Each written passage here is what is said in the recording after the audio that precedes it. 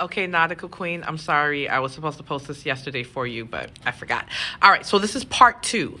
Important things you need to know for psych. If you're taking psych right now or you're studying for NCLEX, you better know these about psych, okay? You better know the difference between anorexia versus bulimia. You have to know the difference in the clinical manifestations and the treatments. You have to know the difference between hallucinations, what the difference is between a hallucination and a delusion.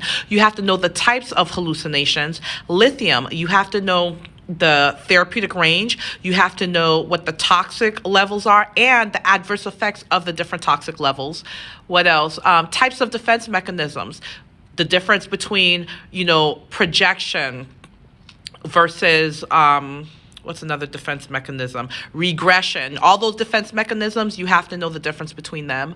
Types of therapeutic communication. You have to know the difference between using an open-ended question versus exploring versus seeking clarification versus offering self versus using silence. You have to know when you don't use silence. For example, if the patient's talking about themselves in a negative way, saying, I'm so stupid, even though silence is a form of therapeutic communication, if they're talking bad about themselves and you don't say anything, you're just like, what are you saying to the patient? You're conveying that you agree. So you have to know when to use silence and when not to use silence. What else do you need to know?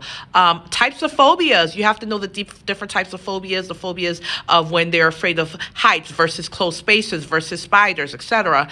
You have to know the symptoms of alcohol withdrawal. You have to know that alcohol withdrawal is possibly lethal. You have to know the first line of treatment for alcohol withdrawal, what the nursing intervention for that is going to be. You have to know the nursing interventions for when a patient is put in restraints. By the way, restraints is not our first or second intervention. We do restraints when there's no other option, but there's certain nursing interventions you have to do for that patient and document that. You got to know that. And you have to know the difference between assault and battery. Part 3 coming up soon.